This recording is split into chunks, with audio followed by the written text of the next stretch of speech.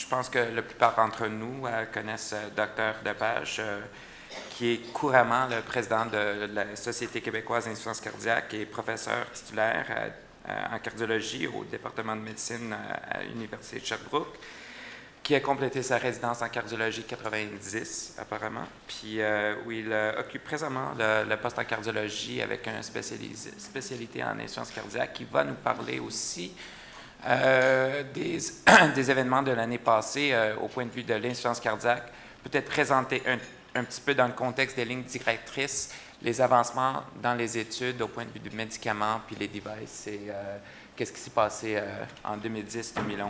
Merci Richard. Vous le savez, c'est une tâche qui m'est confiée depuis 25 ans, de faire la revue de l'année. Bien entendu, on ne reverra pas toutes les études. Il y a bien des choses intéressantes qui se passent en insuffisance cardiaque. On va voir surtout les études qui vont avoir de l'impact sur notre pratique. Certaines, peut-être plus borderline. On va aussi essayer de semer un peu de controverse et puis, si possible, avoir là, un petit peu une période de questions à la toute fin. Donc, revue de l'année. Donc, Richard, j'ai fini ma résidence en 90. Je n'ai pas présumément fini ma résidence en 90. Donc, on va avoir les études importantes. Vous les savez déjà. On en a parlé, même discuté un peu hier entre nous. Emphasis HF, l'étude Ascent, l'étude Everest 2. L'étude RAF, vous allez voir que RAF, on va la résumer. Je savais qu'il y avait un électrophysiologiste hier, je pensais qu'il la couvrirait un petit peu plus. Protect, stitch chirurgical, c'est peut-être ça qui va être extrêmement intéressant à discuter. Qu'est-ce que ça veut dire pour vous? Je ne suis pas convaincu qu'on va avoir une réponse définitive. Et le résultat là, de l'étude Shift Echo. Je vous rappelle que ça, c'est beaucoup trop en 30 minutes. C'est pour ça que je suis inquiet là. Donc, Emphasis HF, éplérinone, un modulateur du système MRA en insuffisance cardiaque classe 2, donc un antagoniste de l'aldostérone chez les patients avec dysfonction ventriculaire gauche. Ce qu'on a pris, c'est 3100 patients de plus de 60 ans avec une insuffisance cardiaque de classe 2 avec une fraction d'éjection inférieure à 30 %, donc un cutoff un peu plus bas pour augmenter le nombre d'événements. On pouvait avoir une fraction d'éjection entre 31 et 35 si le QRS était plus large, encore une fois, pour sélectionner des patients qui avaient des risques cardiovasculaires. On devait avoir eu une hospitalisation dans les derniers 90 jours, une hospitalisation de cause cardiaque, pas nécessairement une hospitalisation d'insuffisance cardiaque, ou encore un BNP ou NT-proBNP qui était anormal. Donc, ce qu'on investiguait, c'est l'éplérinone à dose progressive, 25 à 50 mg contre un placebo. C'est un event-driven, 813 événements, le décès de cause spécifique et l'hospitalisation. Donc, une étude qui a été, on va la passer celle-là, une étude qui a été cessée précocement à raison d'un bénéfice, ça fait longtemps qu'on n'a pas vu ça. Qui on a randomisé essentiellement, c'est 22 % de femmes, l'âge moyen à 68 ans, tension artérielle qui était bien contrôlée, fréquence cardiaque à 72. Peut-être que ça va revenir dans la dernière étude. On dit tout le temps, c'est rare des patients insuffisants cardiaques avec une fréquence cardiaque supérieure à 70. Dans Emphasis, la moitié des patients avaient une fréquence cardiaque supérieure à 70. Donc, la plupart du temps avec une saveur ischémique et la fraction d'éjection qui était abaissée par design à 26 %. Comment était-il traité? Diurétique de Lance, 85 %, 77 % de pénétrance d'ACE inhibitor. Il y avait une certaine composante de bloqueur du récepteur. Du gitane, on en parlait un peu hier. Est-ce qu'on en utilise trop ou pas? C'est 27 %, 86 % de bêta-bloqueur. Le seuil est à 90. On n'est quand même pas si mal. Un potassium de base à 4,3 puis une créatinine, une saveur de créatinine tout à fait normale dans les vieilles unités là, américaines. Une slide, une étude, une slide, mortalité, survie et hospitalisation. Donc, placebo en bleu, éplérinone, placebo en bleu et éplérinone en rouge, donc une diminution significative de l'hospitalisation et du décès. Bien entendu, on veut savoir ce que l'on achète avec cette molécule-là. Donc, non seulement pour l'hospitalisation, mais regardez pour le décès avec un P qui est significatif. Ça faisait longtemps qu'on n'avait pas une étude positive, donc pas un combine endpoint parce que c'est toujours intéressant, mais un effet à la fois sur l'hospitalisation et sur la mortalité. Donc, en termes de chiffres un peu plus bruts, parce qu'on a le Kaplan-Meier, mais ici les chiffres bruts, à la fin de l'étude, décès cardiovasculaire et hospitalisation, 25 contre 18, ce qui permet de calculer Il y a un timing sur mes slides, puis c'est pas supposé. Tu es capable de regarder ou il y a un timing sur les slides, puis il n'est pas supposé en avoir un? Ça change tout ça? Ou bien je pèse sur je ne sais pas quoi, là. Donc, un hazard ratio à 0,63 avec un P qui est très significatif. C'est d'ailleurs pour ça que l'étude a été cessée précocement. Donc, bien entendu, ce qui nous manque, c'est de pouvoir utiliser ce produit-là. Il est déjà disponible au Canada, surtout dans l'indication du post-infarctus. Donc, ce qu'on attend, c'est ce excusez-moi, une relâche pour ça. Je vous rappelle que la dose progressive, c'était au début à 25 mg, titré à 50 mg. Les effets secondaires de cette classe de médicaments-là, c'est la possibilité de développer une hyperkaliémie. Ça semble relativement moins pire avec l'éplérinone que l'aldactone. Regardez ici, c'était 0,3, 0,2 avec une différence qui n'était pas significative. Donc, une donnée intéressante, une donnée probante. Ça faisait très longtemps qu'on en attendait une en insuffisance cardiaque. En voici une. Probablement que Mario, t'es où? Lève la main, Mario. Tu parlais de ça? Un petit peu, tant mieux. Moi, j'en parle un petit peu aussi, parce que je me disais que tu le couvrirais peut-être. Je vous le jure que je ne touche pas. Donc, les Everest 2, donc c'est la mitraclip pour la régurgitation mitrale. Pourquoi je l'ai inclus ici?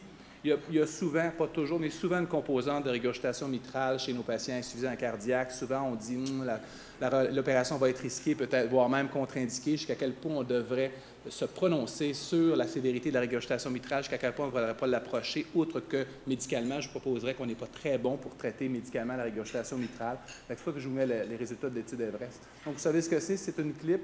Bien entendu, on a eu un arrêt des procédures pendant un bout de temps là, parce que la clip semblait vouloir se lâcher puis on les perd en circulation. Mais essentiellement, ce que l'on fait, on assure...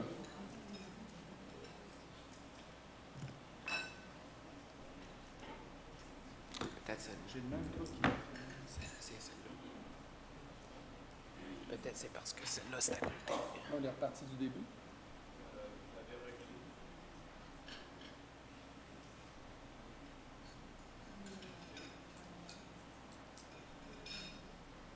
Parfait. Merci de ne pas faire trop de folie. Mais donc, la mitraclip qui est insérée, donc essentiellement, c'est une fuite mitrale dont il y a défaut de coaptation sur les feuillets mitraux. Moi non plus. Fait que...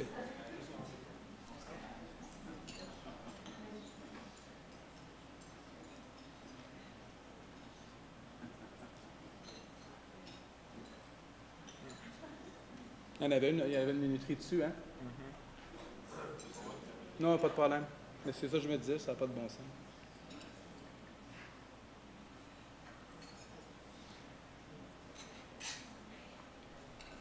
C'est pas moi qui l'a fait pour être à Non, l'heure. je sais, ouais, c'est ça. C'est un bon moyen, ça, pour sauver le temps, pour contrôler le temps. Tu times les... Et donc, on reprend ça. Donc, un device qui est, bon, on peut le dire, relativement facile à utiliser d'après les hémodynamiciens, relativement difficile à positionner, bien entendu. C'est le choix de la position de la clip, mais des résultats qui sont intéressants. Je vais vous passer un tout petit peu, mais chose certaine, je voulais juste vous présenter les critères d'inclusion parce qu'on parle souvent qu'on va aller faire une intervention au niveau de la valve mitrale lorsque la régurgitation est sévère. Je vous rappelle que dans Everest 2, on avait des régurgitations 3 à 4 sur 4. Bien entendu, il faudrait s'entendre échographiquement ce que ça veut dire, mais on considérait également pour la régurgitation modérée, puis ce que je vous propose, c'est que c'est présent souvent chez nos patients. Donc, avec des critères de sévérité, donc une dysfonction ventriculaire gauche, mais avec une saveur au moins de 25 diamètre diastolique qui était relativement préservé. Si votre patient est asymptomatique, les nôtres le seraient probablement. Puis si vous étiez asymptomatique, dysfonction gauche, volume télécystolique à 40, une hypertension pulmonaire, une fibrillation auriculaire. Donc, des patients souvent qui étaient contre-indiqués en termes de chirurgie. Ici. Donc, 279 patients, régurgitation mitrale significative, mais je vous rappelle, pas nécessairement 4, 3 à 4 sur 4, qui étaient randomisés 2 pour 1, 2 pour le système percutané mitraclip, contre 1 pour la chirurgie. Au moins, on n'a pas sauvé comme il faut, là. Moi, ça, je pensais qu'il avait appliqué à tout. Tu l'avais appliqué partout, hein? Mais tu vois, gars, il change tout seul.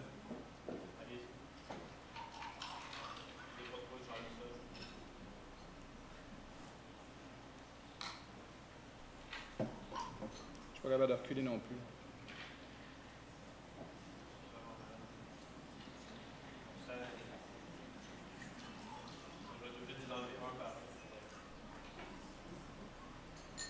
Je parle pas si vite que ça. Je peux essayer, là, mais je parle pas vite.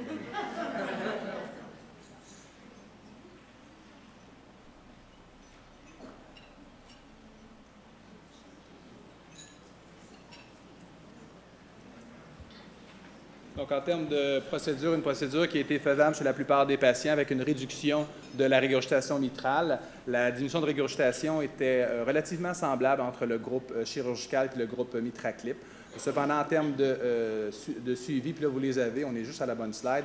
À 2 ans, le décès, le besoin de chirurgie valvulaire mitrale ou de réopération, vous voyez que ça favorise la chirurgie. Donc, ça ne remplace pas la chirurgie est meilleure, mais bien entendu, chez nos patients, chez qui peut-être il y aurait contre-indication à la chirurgie à cause d'un risque prohibitif, peut-être qu'on pourrait intervenir de façon sécuritaire avec ce device-là. Mais bien entendu, nos patients sont très, très malades. Le risque est important. Je vous rappelle qu'il y a un risque à augmenter de façon aiguë la poche charge. Il y a de nos patients peut-être qui ne le toléraient pas bien.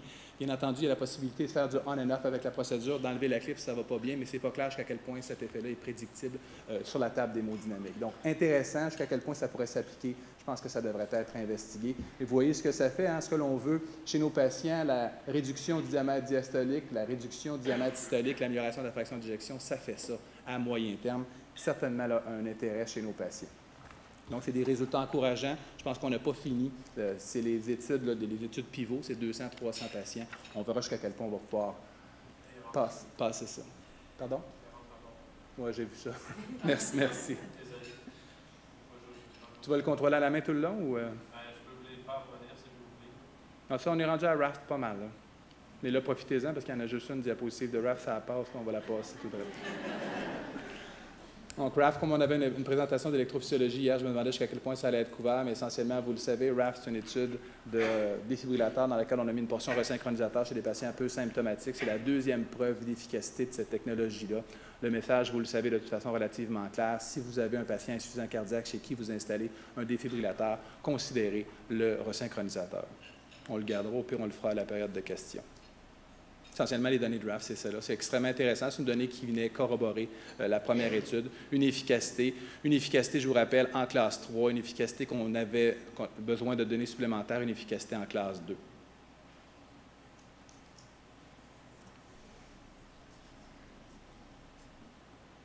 Donc, on en a parlé un tout petit peu hier. On va en parler un tout petit peu plus. On en a parlé en discussion aussi autour d'un café ou d'une boisson quelconque.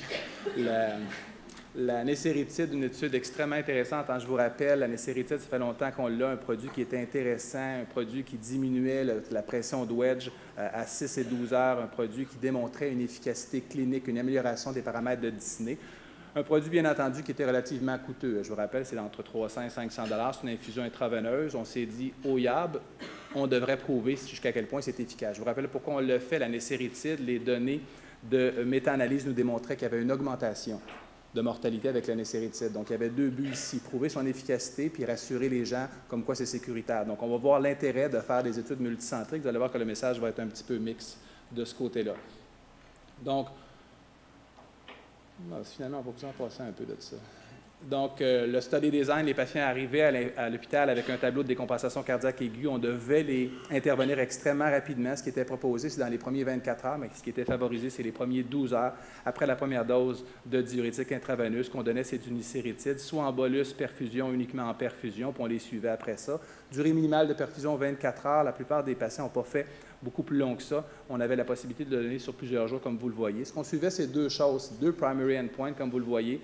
La première, c'est l'amélioration symptomatique des patients, se disant que, coudonc, ça devrait être assez facile à faire. Et la deuxième, primary, c'est le taux de décès et des hospitalisations en 30 jours. C'est les paramètres usuels. Puis on va les suivre également à 180 jours pour ce qui est de la mortalité.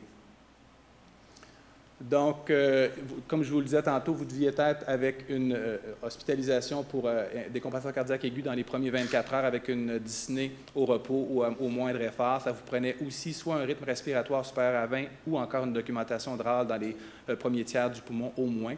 Puis après ça, un des critères suivants, c'est-à-dire un rayon pulmonaire qui démontrait de la surcharge, mais ça, c'était l'opinion de l'investigateur, un BNP en haut de 400 ou NT plus supérieur à 1000. Une fraction d'éjection inférieure à 40, ce n'est pas une obligation. Comprenez très bien que si ce n'est pas une obligation, il y a des patients avec fraction d'éjection préservée qui vont rentrer dans la scène, une bonne partie. Ça va être intéressant parce qu'on va voir jusqu'à quel point ces patients-là se comportent. Je vous invite de ce côté-là à venir au CCS. On a un poster sur les patients avec fraction d'éjection préservée, c'est extrêmement intéressant. Ou encore une pression de wedge documentée en haut de 20. Pas beaucoup de gens qui présentaient cette catégorie-là. les critères d'exclusion, il fallait éviter l'hypotension. Pourquoi on voulait pouvoir favoriser la présence d'un bolus intraveineux. Je vous rappelle cependant que le bolus était facultatif. Une maladie pulmonaire qui interférait avec l'interprétation de la dyspnée, syndrome coronarien aigu qui a donné des problèmes dans beaucoup de centres à cause de l'élévation des troponines qui sont toujours difficiles à interpréter parfois, l'anémie, le lévocimanda, ça peut être un gros problème, milrinone, ou le besoin de traitement vasoactif. Là, on voulait éviter les patients en choc